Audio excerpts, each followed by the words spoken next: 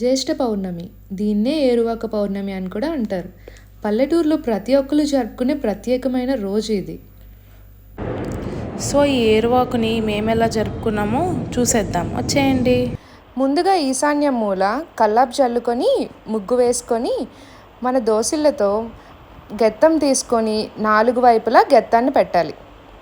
ఆ తర్వాత ప్రతి పనికి కూడా మనకి ఆరంభం వినాయకుడి పూజతోనే కదా, అలానే ఇప్పుడు కూడా వినాయకుడిని పూజిస్తాం.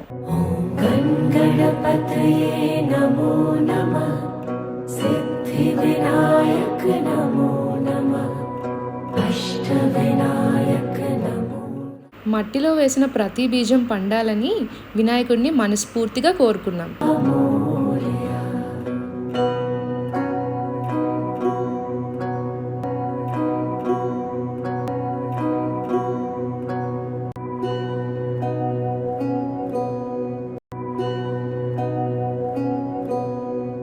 ముందుగా మనం 4 వైపులా గెత్తం పెట్టుకున్నాం కదా, సో ఆ గెత్తం దగ్గర మనం తీసుకెళ్ళిన నవధాన్యాలతో పూజించుకోవాలి.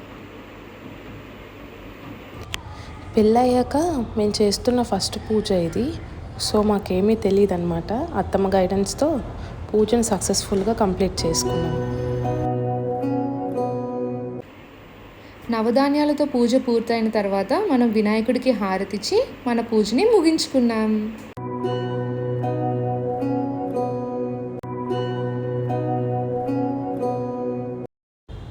పూజ అయిపోయాక కొన్ని ఫార్మాలిటీ థింగ్స్ ఉంటాయంట. సో దాంతో పూజ కంప్లీట్గా అయిపోయింది.